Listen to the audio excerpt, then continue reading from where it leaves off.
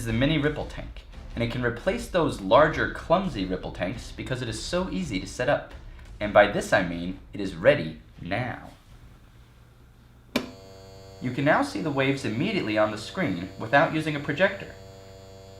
And it has an adjustable strobe light built in. The screen flips up to reveal the wave mechanism. A small tank with baffled edges reduces wave reflection, and the water is poured into about half of the height.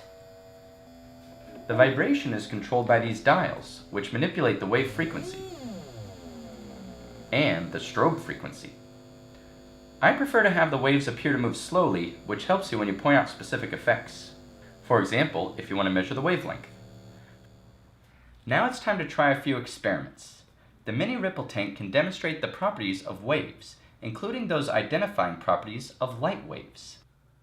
I am now swapping for the two-source interference piece. The two sources here are a fixed distance d apart, but the wavelengths they make can be manipulated. Here are the locations of cancellation, destructive interference. In light wave diffraction, constructive interference corresponds with bright fringes, and cancellation causes dark fringes. Because the wavelength is so easy to measure, the diffraction formula can be used to perform interference experiments with waves that actually look like waves. Going back to the plane wave source, we can also use the barriers to demonstrate single slit diffraction. When a wave passes through a small opening, it changes direction or diffracts. If you look carefully, you can even see single slit interference. Another experiment you can try is reflection. Reflection. A wave train can be focused to a point using a parabolic mirror, very much like the type in a Newtonian telescope. Reflection is a wave property. The prism and lenses can demonstrate that refraction is also a wave property, and not just limited to light waves.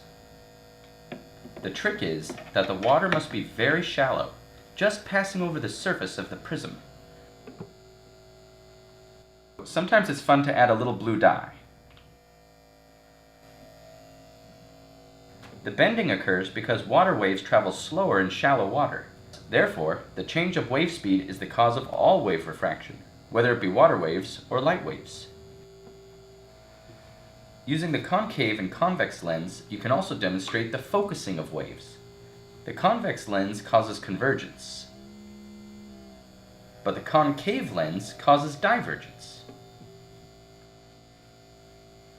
The remarkable aspect of this mini ripple tank is that it's so easy to set up.